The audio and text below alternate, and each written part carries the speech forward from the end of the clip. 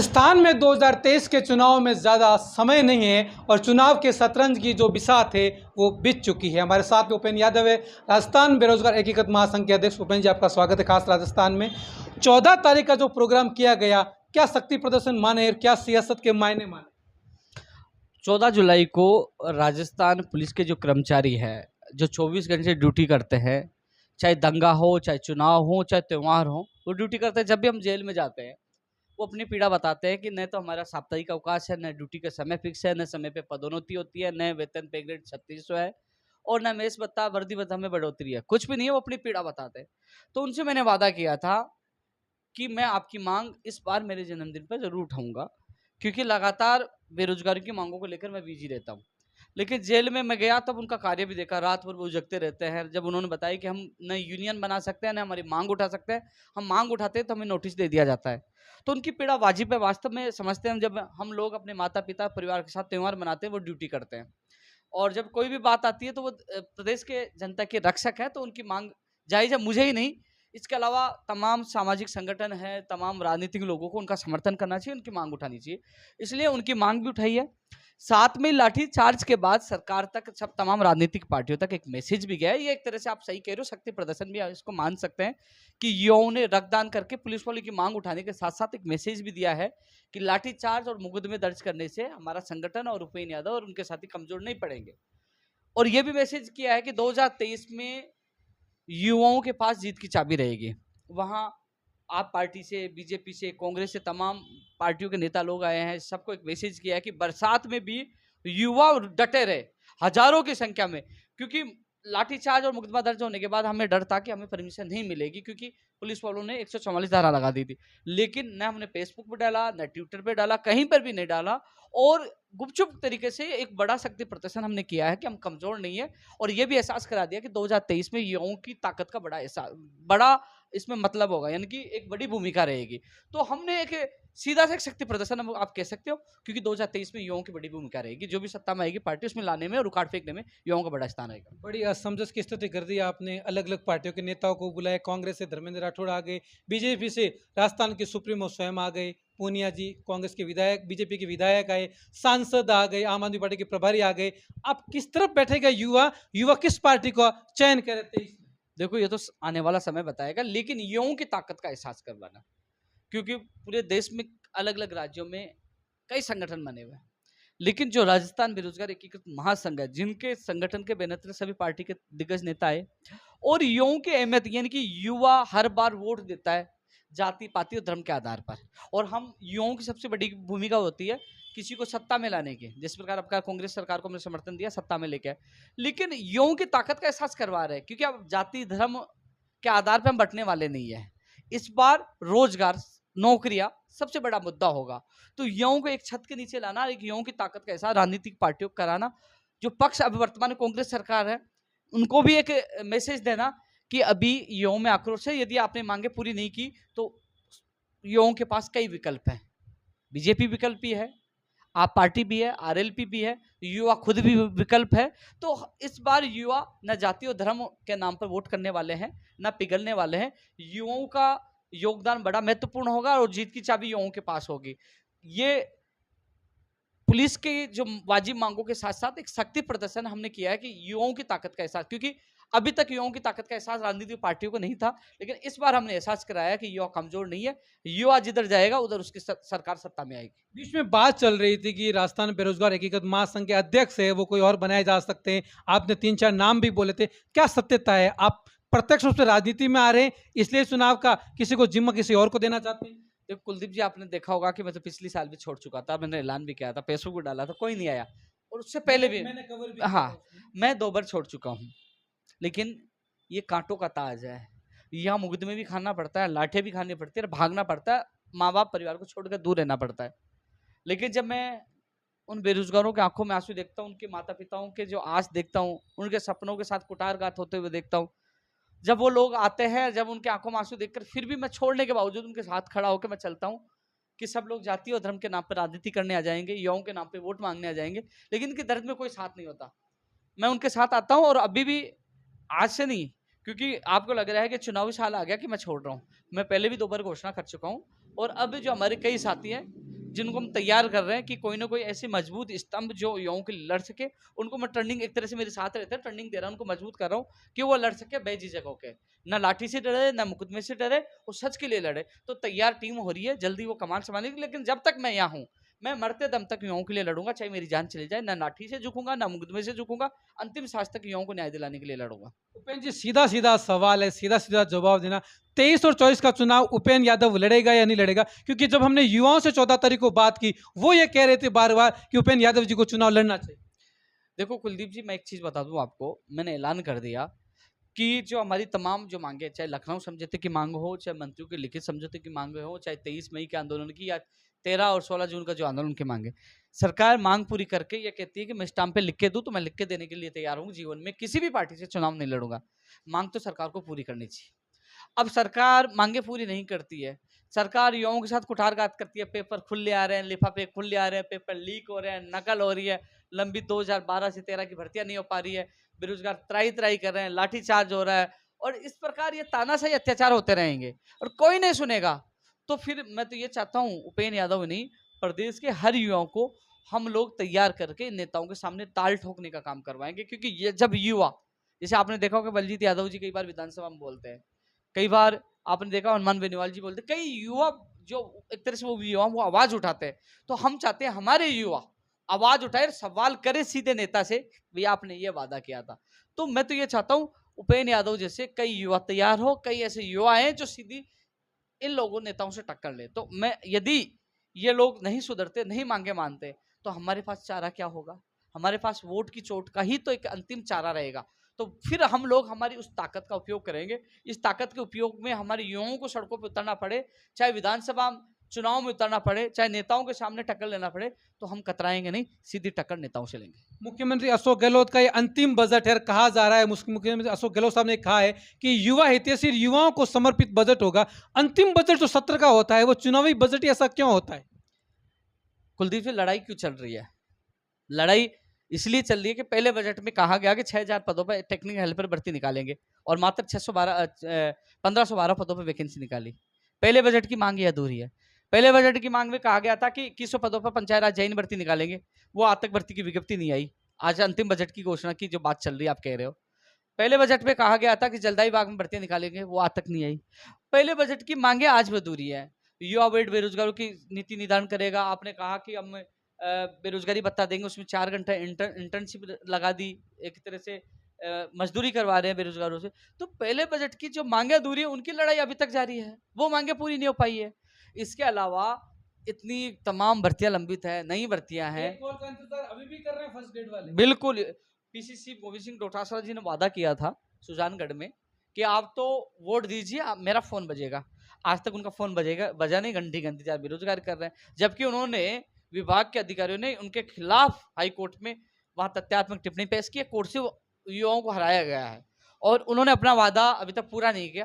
लेकिन गोविंद सिंह डोटासरा जी जो PCC chief है, वो अपना वादा पूरा करें, अन्यथा आने वाले समय उनके ऊपर ही अपना वादा भारी पड़ेगा। वादा भारी क्या पड़ेगा? आपने तो अभी ऐलान कर दिया गुजरात चुनाव को लेकर। गुजरात चुनाव में ऐलान हमें मजबूरी में करना पड़ रहा है। अब मैं ये कहना चाहूंगा कि 144 धारा लगा दी, धरना प्रदर्शन कर नहीं सकते। जैसे सीएचए के लोग धरना दे रहे, रात को उनको उठा के भगा दिया। हम लोगों ने आंदोलन किया, पीसीसी के बाहर इसलिए गया कि हमने समर्थन दिया, हमारे मुकदमे दर्ज कर दिया, लाठीचार्ज कर दिया। 144 धारा में धरना प्रदर्शन कर नहीं सकते, यहाँ रुक नहीं सकते। तो फिर नेताओं को वोट की चोट का ज्यादा प्रभाव पड़ता। हम लखनऊ इन लोगों ने बुलाया क्योंकि वहां भी वही चुनावी माहौल था, वोटों का डर सबको लगता है। गुजरात में चुनाव में, गुजरात में तमाम नेता वहां जा रहे हैं। जब तमाम नेताओं की रैली और सभाओं में हम जाकर कहेंगे कि ये लिखित समझौता, ये लखनऊ समझौता, ये तमाम हमारी मांगे जो सरकार ने, कांग्रेस के नेताओं ने वादा किया था, आज हमारे साथ लाठी, ये मुकदमे दर्ज किए गए, इनके एफआईआर की कॉपी है, या लाठीचार्ज के फोटो है। तो सारी चीजें वो जनताओं को दिखाएंगे कि कतनी करने में क्या अंतर है, या आपको धोखा देने आ रहे हैं, हमारे साथ धोखा किया, आप आपके साथ धोखा करेंगे। तो हम लोग विरोध में जाएंगे, तो उनको एहसास होगा कि युवाओं की ताकत का क्या मतलब है। लेकिन फिर भी मैं माननीय मुख्यमंत्री जी से आपके चैनल के माध्यम से अपील कर रहा हूँ कि जब हम लखनऊ गए तो मुख्यमंत्री जी का बयान आया था, युवाओं को लखनऊ जाने की आवश्यकता नहीं है, हम उनकी मांगे मानने के लिए, उनकी जो जायज मांगे उनको सुनने के लिए तैयार है। तो हमने मुख्यमंत्री जी के निवास भी हमने समय मांगा, समय नहीं मिला, मंत्रियों से मिले, अधिकारियों से मिले, जब हमें कोई रेस्पॉन्स नहीं मिला, हमारी मांगे पूरी नहीं हो पाई। छोटी छोटी कई मांगे हैं, कई पहले की मांगे नहीं हो पाई है, तो हमें मजबूर होकर, क्योंकि 144 धारा लगा दिया, बैठे रहेंगे जैसे मान लो सीएटी में से जूनियर अकाउंटेंट भर्ती को नहीं निकाल रहे, रेडियोग्राफर लैब टेक्नीशियन ईसीजी की भर्ती की विज्ञप्ति जारी नहीं हो पा रही है, पंचायत राज एलडीसी भर्ती 2013 जो कैबिनेट से होनी है, शिक्षक भर्ती 2012 का मामला 26 जुलाई को फाइनल है, कई जो नर्सिंग भर्ती 2013 है, कई ऐसी मांगे हैं जो सरकार चाहे तो कई छोटी छोटी मांगे हैं, जिस सिलेबस है शिक्षक भर्ती का है, संस्कृत पद बढ़ाने का मामला है, कई जो मांगे हैं वो मांगे छोटी छोटी है, कई मांगे हैं जिनको सरकार चाहे तो तुरंत कर सकती है, तो लेकिन नहीं कर पा रहे, तो इसलिए मजबूरी में हमने ऐलान किया है और अपील भी करा अभी भी कि हमने जब भी सरकार ने हमें वार्ता के लिए बुलाया, हमने चाहे 22 गोदाम हो, शहीद स्मारक में जब जब बड़ी संख्या में आंदोलन किया, सरकार ने बुलाया, हम गए, उनकी बात मानी है, कब नहीं मानी, हमने हमेशा उनकी बात मानी है, लेकिन उन्होंने आश्वासन दिया उन मांगों को पूरा करना चाहिए। परिणाम क्या मिला अभी तक? यूपी से वापस आए, कुछ मांगे पूरी हो पाई है, कुछ नहीं हो पाई, जो नहीं हो पाई है उसके लिए हम आंदोलन कर रहे हैं और उसके लिए गुजरात जाने के लिए ऐलान भी कर दिया। लेकिन अब सबसे बड़ी जो कई मांगे हैं, हमें पेपर लीक मुक्त राजस्थान चाहिए। अभी राजस्थान क्या है, पेपर लीक राजस्थान है, तो मुक्त राजस्थान की हम मांग कर, को क्लीन चिट मिल चुकी है एसओजी से, बर्खास्त क्यों किया गया था फिर? आप सीबीआई जांच करवा लीजिए, सीबीआई जांच करवा लीजिए, सीबीआई जांच में बड़े नेताओं का हाथ नहीं हो, बड़े नेता और मगरमच्छ जेल में नहीं जाए, तो मैं खुला दावा कर रहा हूँ, मुझे खुलेआम राजस्थान में फांसी पे लटका दीजिए, इसमें बड़े लोग शामिल है, इसलिए सीबीआई की जांच की मांग, रीट की नहीं, आप जेईन की करवा लीजिए, लाइब्रेरियन करवा लीजिए, एसआई करवा लीजिए, कांस्टेबल करा लीजिए, मामला पूरा सामने आ जाएगा। अभी कांस्टेबल भर्ती सीएचओ के पेपर में कांग्रेस के नेत्री जो नेता है, उसका बेटा जेल में है, जागृति स्कूल का नाम है, उसकी मान्यता रद्द नहीं हुई, तो रक्षक ही भक्षक बन रहे हैं। आज पेपर आपने देखा होगा, लिफाफे खुले आ रहे हैं, बेरोजगार चिल्ला रहे हैं, लिफाफे खुले आ रहे हैं, कई ऐसी चीजें हैं जिसकी वजह से बेरोजगार परेशान है, लेकिन हमारा संघर्ष रुकने वाला ना, संघर्ष जारी रहेगा। धारा 144 चल रही है और ईडी का 21 तारीख को वापस घेराव कर रही है, तो कांग्रेस के नेता जब घेराव करते हैं तब 144 नहीं होती है, और सीएचओ जो आंदोलन कर रहे थे कोविड स्वास्थ्य सहायक, उन महिलाओं को, पुरुषों को रात को 12:30-1 बजे घसीट कर उठाकर लेके गए, क्या ये न्यायपूर्ण है? बिल्कुल गलत है ना, मैं कह रहा हूँ, उस समय मैंने भी ट्वीट किया था, और ये नेटबंदी का फायदा उठाना, देखो कोई सा भी आंदोलन, चाहे हमारा आंदोलन चाहे उनका आंदोलन है, लाठीचार्ज और मुकदमों से आंदोलन न खत्म होने वाला है न झुकने वाले। हमने ऐलान किया, लड़ाई लड़ रहे हैं। अब क्या है कि जैसे हमें भी अच्छा नहीं लगता, जैसे हम राजस्थान से गुजरात जाएंगे, वहाँ राजस्थान के नेताओं के खिलाफ प्रचार प्रसार करेंगे, तो देखो राजस्थान पर भी सवाल उठेंगे। हम नहीं चाहते कि राजस्थान की बदनामी दूसरे राज्य में हो। हम लखनऊ गए, लखनऊ में वहाँ लाठीचार्ज हुआ, फिर कंप्यूटर भर्ती जो संविदा पे स्थायी करना पड़ा ना, अब वहाँ हम गुजरात जाएंगे, तो मैं तो ये कहना चाहूँगा, गुजरात जाने की नौबत नहीं आए, वो अभ्यर्थियों को बुलाए, उनकी समस्या का हल करे। समस्या का हल हो सकता है, सरकार चाहे तो वार्ता करिए, और वार्ता नहीं करेगी, ऐसे लाठीचार्ज मुकदमे दर्ज करते रहेंगे, तो कांग्रेस के लिए भारी पड़ेगा, इससे युवाओं में आक्रोश बढ़ेगा, और मुझे नहीं लगता फिर राजस्थान में 10 सीटें भी कांग्रेस की आ पाएंगी, क्योंकि हमने ऐलान किया था, आर पार की लड़ाई का ऐलान किया था, आपको पता है कुलदीप जी, हमने ऐलान किया, तो मैं पीछे हटने वाला नहीं हूँ, जान देने के लिए तैयार हूँ, पीछे हटूंगा नहीं कभी। आप भर्तियों को संविदा पे करवाना चाहते हैं या फिर लिखित परीक्षा से करवाने का समर्थन, या दोनों? जो जेडीए में अब कनिष्ठ अभियंता की संविदा पे निकालने की मांग कर रहे हैं, जो उन्होंने विज्ञप्ति जारी की है, आपने देखा होगा कि अभी आज ही न्यूज़पेपरों में आई कि जो बीएड और बीएसटीसी डिग्रीधारियों को भी संविदा पर लेने के लिए उन्होंने ऐलान किया। मैं तो इसका विरोध कर रहा हूँ। संविदा पर लेकर उनका, पहले वाले संविदा पे लगे उनका क्या हालात है, क्या वो अपने परिवार का लालन पोषण कर पा रहे हैं? संविदा पर लेकर उनका शोषण किया जाता है। तो हम तो स्थायी भर्ती की मांग करें। संविदा का विरोध आज से नहीं, पहले से कर रहा हूँ। जब कंप्यूटर अनुदेशक भर्ती संविदा पे निकाली, इसका विरोध उपेन्द्र यादव ने किया, खुला चैलेंज दिया, लड़ा, मंत्री से लड़ा कि नहीं होने देंगे, लखनऊ तक गया और उस लड़ाई को जीत के आए। तो मैं तो संविदा का सदैव विरोधी रहा हूँ। संविदा पे जो वर्तमान में भर्ती निकाल रहे हैं उनका विरोधी हूँ। पहले संविदा पे लगे उनका भी भला करना चाहिए, लेकिन जो वर्तमान में निकाल रहे हैं, आप संविदा के नाम पर और लोगों का शोषण करोगे। पहले जो कई लाखों लोग लगे उनका शोषण हो ही रहा है, उनको तो आपने झुंझुना दिया था कि आपको नियमित कर देंगे, तो उनके साथ तो शोषण उनको नियमित आज तक नहीं की। अब लोगों को और संविदा पर लेकर आप बिल्कुल गलत कर रहे हैं, इसका हम विरोध कर रहे हैं। लिखित परीक्षा, हर भर्ती परीक्षा होनी चाहिए। एएनएम, जेएनएम भर्ती, फार्मासिस्ट भर्ती, इनको लेकर अभी तक आपके मन में टीस नहीं रहती कि मैं उनका काम नहीं करवा पाया? कितने दुखी होते? कई लोग लीगल वाली जो ओपिनियन वाली बात है, जैसे वो हाई कोर्ट में मामला गया, कई चीज़ें हुई, और अधिकतर जो हमने आंदोलन लड़े, अधिकतर आंदोलन में हमारी जीत हुई है। नर्सिंग भर्ती 2013 का जो मामला है, पूरी ताकत के साथ उस मामले को उठाया। वो मामला बिल्कुल दब चुका था। जब मेरे संपर्क में अभ्यर्थी आए, उनके लिए मंथन किया, बैठा, पुलिस के धक्के खाए, बहुत कुछ किया। जब हमने आंदोलन समाप्त किया तो मंत्री सुभाष गर्ग साहब आए, अभ्यर्थियों से मिले, बहनों के सिर पर हाथ रखा और कहा कि मैं आपका वकील बनकर आपकी पैरवी करूंगा और आपको न्याय दिलाऊंगा।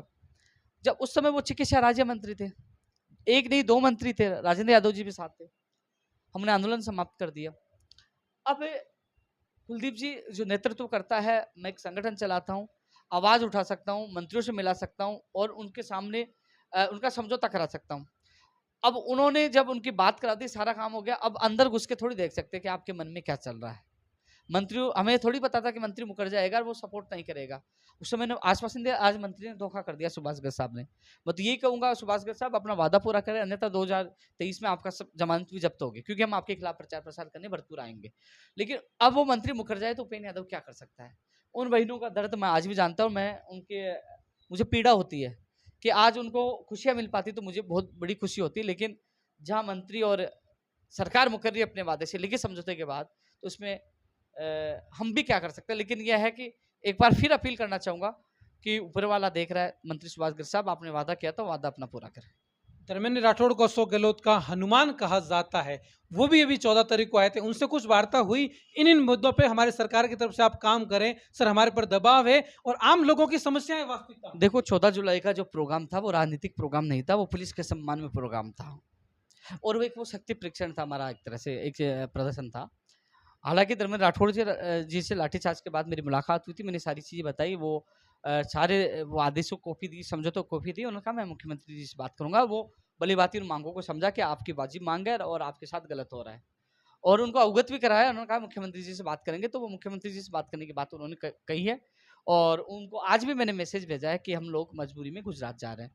अब देखते हैं कि राज्य सरकार हमारी सुनती है या फिर एक बार फिर घमासान गुजरात में देखने को मिलेगा, और आने वाला समय बताएगा। लेकिन जो ऐलान किया वो रुकने वाला। हमने लखनऊ का ऐलान किया, एक बार नहीं 2 बार किया, 2 बार गए। एक बार फिर हमने गुजरात का ऐलान किया, गुजरात जाएंगे, घमासान भी होगा, जंग भी होगी, लेकिन पीछे नहीं हटेंगे। लेकिन एक बार फिर अपील कर रहा हूँ कि कल हमें कहे कि आपको राजस्थान से वहां जाने की क्या जरूरत थी। हम इसलिए जाने की जरूरत पड़ी, 144 धारा लगा दी, धरना प्रदर्शन कर नहीं सकते, या धरना प्रदर्शन कर दे लाठीचार्ज मुकदमे दर्ज करते हैं, या कोई मंत्री सुन नहीं रहा, अधिकारी नहीं सुना, मुख्यमंत्री जी से मुलाकात नहीं हो पा रही। आखिरकार जाए तो कहाँ जाए, हमारी मजबूरी है वहां जाना, क्योंकि हर राजनीतिक पार्टी और नेताओं को केवल वोट का डर लगता है, तो वोट की चोट के लिए हम वहां पूछे। पुराने मुकदमे जो चल रहे हैं उसको लेकर क्या अपडेट है? अभी पुलिस प्रशासन काफी मुकदमे दर्ज किए गए हैं और मुकदमों से षड्यंत्र के तरह अंदर नहीं रखा गया, लगातार एक में छोड़ना, दूसरे में गिरफ्तार करना, तीसरे में वापस वही चीज। कुलदीप जी, मैं तो मेरे साथियों को धन्यवाद देना चाहूंगा, सभी को। विधायकपुरी थाने में कांस्टेबल है, उन्होंने सबको अलग अलग करके उनके परिवार वालों को बुलाया कि आप उपेन्द्र यादव के खिलाफ मुकदमा दर्ज करा दीजिए, उपेन्द्र यादव ने फंसाया, आपसे पैसे लेता है और आपसे भर्तियों के नाम पैसे लिए। तो पूरी कोशिश की, लेकिन तमाम युवाओं ने कहा कि जब हमसे एक पैसा नहीं लिया, जब वो हमारे सोने के बाद सोता है, हमारे खाने के बाद खाना खाता है, हर जगह हमारा साथ देता है, हम उनके पास गए थे, उनको हम लेके आए थे, तो हम उनके खिलाफ मुकदमा कैसे दर्ज करवा दें। ये पुलिस करवा रही है फिर सरकार के मंत्री और अधिकारी करवा रहे हैं? ये ऊपर का इशारा बता रहे हैं पुलिस वाले। तो कोशिश की गई थी कि वहाँ और मुकदमे दर्ज करके मुझे फंसाने की, और अभी भी पता नहीं कितने मुकदमे दर्ज कर रखे होंगे। जब भी कोई आंदोलन होता है किसी न किसी मुकदमे में उठा लेते हैं, तो मुकदमों से लाठियों से मैं डरने वाला नहीं। कितने मुकदमे दर्ज कर दीजिए, वाजिब मांगों के लिए, युवा बेरोजगारों के लिए आज भी संघर्ष कर रहा हूँ, और जब तक राजस्थान बेरोजगार एकीकृत महासंघ में हूँ मैं संघर्ष करता रहूंगा। लेकिन यह जरूर है कि 2023 में सिस्टम के बदलाव के लिए, युवाओं को न्याय दिलाने के लिए हमें कुछ भी करना पड़े, किस भी हद तक जाना पड़े, हम जाएंगे। 2023 युवाओं का महत्वपूर्ण योगदान होगा, जीत की चाबी युवाओं के पास होगी। मुख्यमंत्री अशोक गहलोत साहब पहले भी मिल चुके हैं, क्या कुछ आपकी मांगे उन्होंने मानी अभी तक? और इस बार अगर मिलोगे आप जब भी, तो प्रमुखता से मांगे क्या रहेगी? जो लखनऊ समझौते की मांगे हैं, जो लिखित समझौते की मांगे हैं, जो 23 मई की जो आंदोलन की मांगे हैं, जो तमाम युवाओं बेरोजगारों की जो वाजिब मांगे हैं, सीएटी की वजह से सारी भर्तियां लेट हो रही हैं, 2012-13 की भर्तियां लंबित है, नई भर्तियां हैं, प्रदेश के बेरोजगारों को प्राथमिकता मिले, बाहरी राज्यों की भर्ती को रोका जाए, जो पिछले 3 साल से हम संघर्ष कर रहे हैं कि युवाओं को प्राथमिकता दे, बोनस अंक दे, तो कैसे भी प्रदेश के बेरोजगारों को लिया जाए। 21 से 22 राज्यों में राजस्थान के अभ्यर्थियों को नहीं लिया जाता।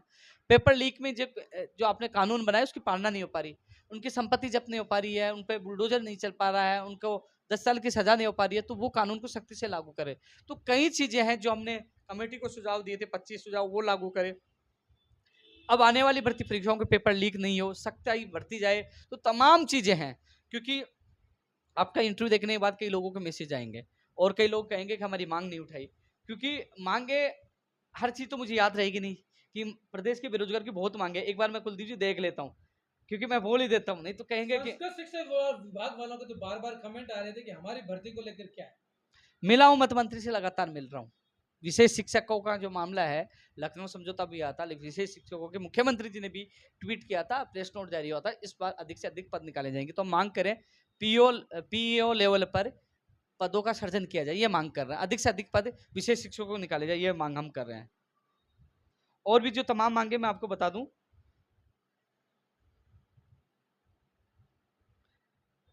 प्रयोगशाला सहायक भर्ती 2018 की अभी तक ज्वाइनिंग नहीं हो पाई है, ज्वाइनिंग बाकी है केवल। वो क्यों बाकी है? आखिर समस्या अधिक क्या आ रही है उसमें? चिकित्सा विभाग की लापरवाही है, केवल जिस अधिकारियों की लापरवाही? विभाग की लापरवाही से क्या कह रहे हैं अधिकारी? कह रहे हैं कि हम एक साथ ज्वाइनिंग देंगे। मान लीजिए न्यायालय में मामला है, स्टे नहीं है, लेकिन ज्यादा 500 लोगों का मामला है, 1583 पोस्ट है, 500 600 को लोग रोक दीजिए, चयनित हुए 900 लोग, तो वो 600 लोगों को रोकने के बजाय सबको रोक रहे हैं, तो वो लापरवाही है, अधिकारियों की लापरवाही? बिल्कुल अधिकारियों की लापरवाही है। कौन है अधिकारी वहां पर जो जानबूझ के चिकित्सा काम विभाग कर के रहे हैं? पूरा आप चिकित्सा विभाग की जांच कराओगे तो भ्रष्टाचार भी सबसे ज्यादा पाया जाएगा वहां। भ्रष्टाचार की वहां जड़ें बहुत लंबी है और वहां लापरवाही भी है, बहुत ज्यादा भ्रष्टाचार हो रहा है। तो इसलिए लापरवाही विभाग की इस वजह से प्रयोगशाला सहायक 2018 के अभ्यर्थियों की ज्वाइनिंग नहीं हो पाई, चयनित अभ्यर्थी दर की ठोकरें खा रहे हैं। शिक्षक भर्ती 2012 का मामला है, पशु चिकित्सक भर्ती 2019, डबल एओ खाद्य शिक्षा भर्ती भी न्यायालय में लंबित है। वरिष्ठ अध्यापक भर्ती 2016 की एसएसटी की सूची जारी हो चुकी है हमारे संघर्ष से, लेकिन संस्कृत और हिंदी की अभी तक जारी नहीं हो पाई है। इसके अलावा जो नई एलडीसी भर्ती की मांग कर रहे हैं, नई आरएस भर्ती की मांग कर रहे हैं, कनिष्ठ अनुदेशक की मांग कर रहे हैं, junior accountant, radiographer, lab technician, ECG के अलावा नर्सिंग भर्ती, फार्मेसी, सीएचओ, ओटी टेक्नीशियन, नेत्र सहायक, सूचना सहायक, प्रोग्रामर, दंत चिकित्सक, पुस्तकालय अध्यक्ष में पद बढ़ाने की, एनएम, एपीआरओ, पीआरओ, जलदारी, सैनिटरी इंस्पेक्टर, चतुर्श्रेणी कर्मचारी, जो मेरे को लगता है 50,000 से ज्यादा पद खाली चतुर्श्रेणी कर्मचारियों के, उनकी भर्ती की मांग कर रहे हैं। कॉलेज शिक्षा में पीटीआई, कॉलेज शिक्षा में लाइब्रेरियन, नगर निकायों में पद खाली पड़े हैं, जलदायी विभाग में भर्तियों की मांग कर रहे हैं। इसके अलावा जो विस्तृत सिलेबस अभी तक जारी नहीं हुआ, जो मई में जारी होने वाला था, और फर्जी सिलेबस जारी क्यों नहीं किया जाता है? जब भर्ती निकाल ली जाती है तो सिलेबस तो उसी दिन दे देना चाहिए सरकार को, इतनी बड़ी लापरवाही क्यों करते हैं? ये तो लापरवाही है। आज बेरोजगार इंतजार करता है। आज थर्ड ग्रेड जो जनवरी में होने वाली है उसका सिलेबस आज तक जारी नहीं है। मैं कम से कम 10 बार शिक्षा मंत्री से मिल चुका हूँ और निदेशक महोदय जी इस बात हुई कि वो मीटिंग लेकर जल्द जारी करेंगे। इसके अलावा फर्जी डिग्री, डिप्लोमा, खेल प्रमाणपत्र, दिव्यांग सर्टिफिकेट के खिलाफ एक कानून बने। इसके अलावा इंटर्नशिप रद्द हो बेरोजगारी भत्ते में, युवा बेरोजगार आयोग बने, प्राइवेट और सरकारी भर्तियों में प्रदेश के बेरोजगार को प्राथमिकता मिले। मंत्री सुभाष गर्ग का इस्तीफा इसलिए मांग रहे हैं कि उन्होंने धोखा किया है, उन्होंने बेरोजगारों के भविष्य के साथ खिलवाड़ किया, उनका इस्तीफा हो। और सभी भर्ती परीक्षा लिखित मेरिट बेस पे हो, लिखित पे हो, मेरिट पे नहीं हो। और महात्मा गांधी स्कूल में 10,000 पदों पर जो इंग्लिश मीडियम की जो भर्ती निकालने की बात की थी वो भी अधूरी है। संविदा पर लगाने की पहल करी, बिल्कुल गलत है। संविदा का हम विरोध करें, 10,000 पदों पर जल्द से जल्द वैकेंसी निकाले और प्रतियोगी भर्ती परीक्षा देने वालों को दुर्घटना बीमा भी हो। स्कूल व्याख्याता वाला था, टेक्निकल हेल्पर में पद बढ़ाने वाली मांग थी और कई चीजें हैं जो कांस्टेबल भर्ती परीक्षा में है, कृषि व्याख्याता वाला है, कई ऐसे मामले हैं। उन मामलों को सरकार हल करे। तमाम मांगों को लेकर हमारा संघर्ष जारी है। 14 तारीख को पुलिस कांस्टेबल के लिए विशेष रूप से आपने जो प्रोग्राम किया था उसको लेकर धर्मेंद्र राठौर से कोई आश्वासन मिला? देखो, हमें सरकार तक मांग पूछी है। प्रदेश के युवाओं ने रक्त देखकर सरकार से मांग की है पुलिस के कर्मचारियों के लिए। आशा करता हूं कि वो रक्त पुलिस के कर्मचारियों के भविष्य के लिए काम आएगा। लेकिन जो 2023 में 2 जनवरी से यात्रा है बेरोजगारों की मांगों को लेकर, उसमें पुलिस कर्मचारियों की मांग भी प्रमुख तौर से मैं शामिल करूंगा और जब जब आंदोलन होगी पुलिस कर्मचारियों की मांग में उठाता रहूंगा। जयपुर में धारा 144 लगी हुई है, लेकिन जब 21 तारीख को ईडी का घेराव किया जाएगा तब सत्ता वालों से बैठे हुए आकाओं से पूछना चाहूंगा कि उस दिन फिर आप क्या करोगे? तो फिर धारा 144 का उल्लंघन होगा या फिर नहीं होगा? ये बड़े सवाल युवा 2023 और 24 के चुनाव में करेंगे, क्योंकि 2023 का जो चुनाव है और जो 24 का जो चुनाव है उसमें युवा खुली चेतावनी दे चुका है और युवाओं की सरकार बनने वाली है। खास रिपोर्ट कुलदीप चांद के साथ, जयपुर।